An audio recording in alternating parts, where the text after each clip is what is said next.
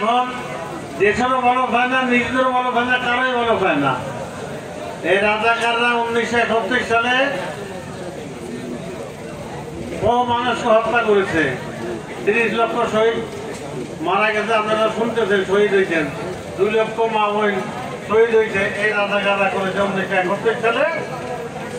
তারা ঘরে ঘরে মানুষ হত্যা করছে, রাস্তায় বিভিন্ন জায়গায় বিভিন্নভাবে হত্যা করছে। পাকিস্তানের এখানে ছিল, তারা রাতের বেলা বাইরে হইতো না, হইতো কি তারা বাইরে? দিনের বেলা ওই রাজাকার সাহায্যের বাইরে হতো। আর এই রাজাকারদের ছিল সরকার রাজ্য মানে ঠাকুরগাঁ সারা বাংলাদেশে। আমি এই কথাটা আগের থেকে বলছি এই জন্যে, ওই রাজাকাররাই আজকে ইসলাম প্রতিষ্ঠিত করবে, জামাতে ইসলাম ইসলাম প্রতিষ্ঠিত তারাই না হলে আর ইসলামের জায়গা থাকবে না। কালকেও এখনো বলছি কথাটা, ইসলাম প্রতিষ্ঠা। আমরা কি ইসলামের বাইরে আছি কেউ? আমরা তো মুসলমান, আমরা তো চেষ্টা করতেছি যে আমরা ধর্ম পালন করবো। আমরা মুসলমান, আমাদের ইসলাম ধর্ম আমাদের, আমরা ধর্ম পালন করবো, এটাই তো সত্য কথা। ধর্মের বাইরে তো আমরা মসজিদে আরাম দিয়ে সব মানুষের এই নামাজ পড়তে সামনে আপনারা সবাই নামাজ পড়তে গেছে। এইখানে জামাত বলতেছে তারা ইসলামিক বাংলাদেশ করবে, এটাকেও মানবে। হাসিনা যেমন হিন্দুস্তানি বা করতে থাকতে পারে নাই, এও পারবে না, এরাও পারবে না ইনশাল্লাহ। আগে 71 সাল হয়েছে, পারছে।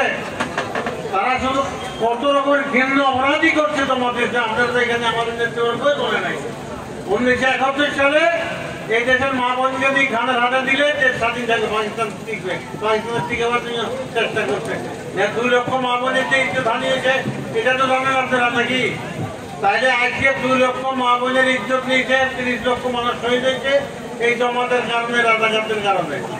আমার আপনার কাছে অনুরোধ থাকবে, এই জমাতকে ভরসা দিবেন না। একটা আওয়ামী লীগের অপোজিট হয়েছে জামাত ইসলাম, এরা সব কিছু করতে পারে। তো এই আওয়ামী লীগ করে গেছে, শেখ হাসিনা করে গেছে, এই জমাতে একই ঘটনা এরা করবে। তাই এদের 2-2.5 বছর লড়াইতে হয়েছে, শেখ মুজিবের একদলীয় শাসন বাকশাল ব্যবস্থা করছে, এটা মনে আছে আমাদের? বাকশাল ব্যবস্থা করে 74 সালে মার্শাল দিল। মার্শাল দিয়ে এই দেশের মানুষের খাদ্যর ঘাটতি হয়েছে, খাওয়ার নাই, চলাফেরার অবস্থা নেই, গণতন্ত্র হত্যা করে বাকশাল করলো। এটা তো সত্য কথা নাকি? 71 সালে গণতন্ত্র হত্যা করে বাকশাল করলো, বাকশাল করে কালো আইন করলো, যত রকমের কালো আইন লাগে সব ওই সময় হয়েছে। আর হাসিনা আসে এবারে 97 সালে আসে, কিন্তু বাস্তবায়ন করছে। কিন্তু ওইটা করে গেল, তখন আব্বারটাও বাস্তবায়ন করবে, এটাই ঠিক, এটাই করার জন্য সে আসছে ক্ষমতায়। তো সেজন্য আপনার কাছে অনুরোধ আমাদেরকে, এটা আপনার সঙ্গে মনে রাখতে হবে। আপনারা আমার কথা কেউ রাখতে হবেন না। আমি এখন আর কথাবার্তা বলতে পারি না। আমি 77-78 সালে আজ এখানে রাজদল করছি, এখানে রাজদলের কমিটি করার জন্য এখানে আসছি। আমি তখন রাজদল ওয়েস্ট কমিটির বক্তব্য দিতে পারছি, দৌড়াদৌড়ি করতে পারছি, এখন লাঠি করে ফেলা লাগে আমাকে। সেদিন আমার বক্তব্যটা ভালো হবে না, আমি নিজেও বলতেছি। আর এখানে মিটিং করে পাশ খাইছিলেন এরা শ্বশুর বাড়ি, ওনার বাড়ি যখন আব্বা মাঠে ছিল ওই সময়, তখন আমি যাই ওদের বাসায় ভাত খাইছি। এই মাঠে গাছের উপর মিটিং করে তখন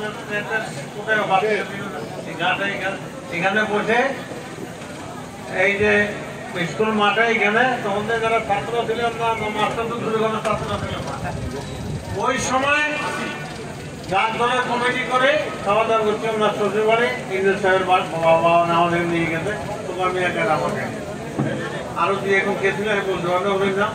তো কাজে ভাই আমার বক্তব্য বলাবো না, আমাদের অনেক বক্তব্য হয়েছে, দায়িত্ব হয়েছে অনেক, আপনারা অনেক ধৈর্য ধারণ করে এখানে আছেন। আমি শুধু তোমাদেরকে একটা কথা বলবো, আগামী দিনের দেশ বাংলাদেশ তোমাদের। জিয়াউর রহমান ছাত্র দল, যুব দল, কৃষক দল, শ্রমিক দল, এগুলো জিয়াউর রহমান থাকতে করে গেছে, এগুলি ভবিষ্যৎ চিন্তা ভাবনা করে গেছে। তার সুদর্শীর চিন্তা ভাবনা ছিল, অনেক কাজ কাম সে করেছে, আমি ওগুলো বলবো না এখন। আমি শুধু কোনো যুব দলকে ঐক্যবদ্ধ থাকতে হবে, যারা এখানে মঞ্চে আছে মঞ্চে ঐক্যবদ্ধ থাকতে হবে।